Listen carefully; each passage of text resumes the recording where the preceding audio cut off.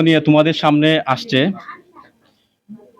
প্রাক্তন অত্র প্রতিষ্ঠানের শিক্ষার্থী, বর্তমানে দিরাই 24 আওয়ার্সের চ্যানেলের প্রতিষ্ঠাতা জনাব জাহাঙ্গীর চৌধুরী রিফাত। ওনাকে সংক্ষিপ্ত বক্তব্য বলার জন্য অনুরোধ করা হইল।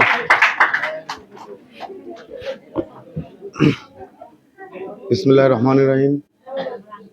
উদয়ের পথে শুনি কার বাণী, ভয় নাই ওরে ভয় নাই, নিঃশেষে প্রাণ যে করিবে দান, কয় নাই তাই কয় নাই। সম্মানিত শিক্ষার্থী বন্ধুরা, আজকের এইচএসসি ব্যাচের বিদায় অনুষ্ঠানের সম্মানিত সভাপতি, উপস্থিত আছেন আমাদের অত্র বিদ্যালয়ের সম্মানিত প্রধান শিক্ষক সহ সহকারী শিক্ষক, আমার প্রাণপ্রিয় শিক্ষার্থী বন্ধুরা। আমি বেশি কিছু বলবো না, দুটি কথা বলতে চাই। শিক্ষা এমন একটি জিনিস যেটার কোনো বিকল্প নেই।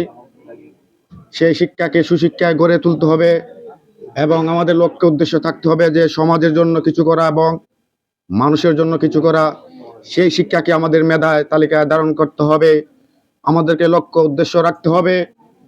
আমাদের সেই শিক্ষার কারণে যাতে গোটা বাংলাদেশে আমরা সুশিক্ষা প্রতিষ্ঠান করতে পারি, আমরা যাতে আমাদের বিবেককে কাজে লাগিয়ে সেই শিক্ষার সাথে জড়িত থাকতে পারি।